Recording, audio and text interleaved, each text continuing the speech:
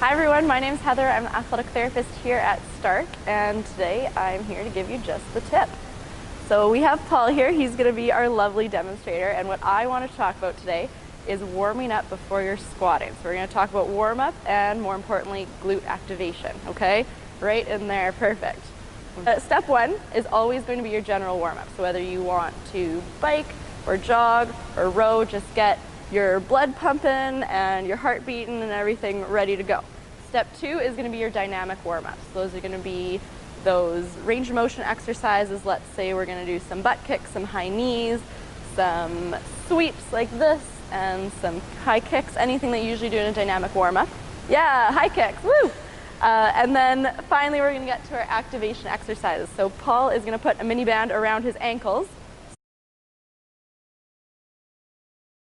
So first activation exercise here is we're going to do some hip circles.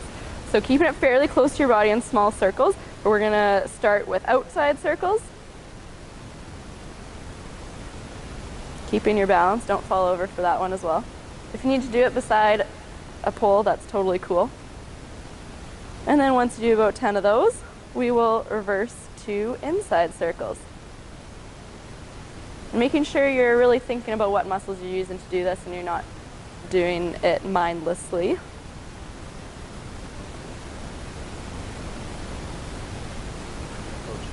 You're doing great. Great job. Keeping the balance, using the glutes, hip flexors, activating everything. Good. Once we're done our hip circles, our second exercise is going to be a lateral monster walk. So what that's going to look like is sitting back like you're going to sit into a chair, keeping those knees in line with our toes, and toes pointing forward, which is the most important part. We don't want that toe turning out and leading that way. It's not a dance.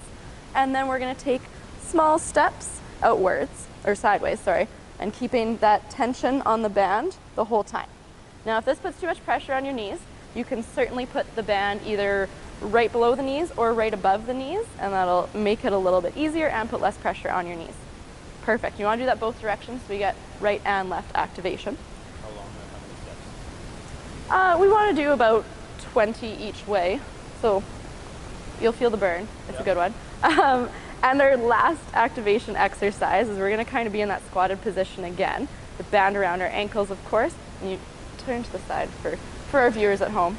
Perfect. And what we're going to be doing is taking a small step back, so just putting our toe back and then forward.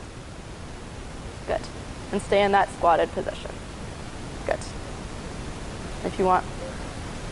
Oh yeah. How are you feeling, Paul? How's that feeling? Bootylicious. Bootylicious. Perfect. And if you want to alternate between those three activation exercises, you do a couple run-throughs of each one, that's perfect. And that is just the tip. Thanks, Heather.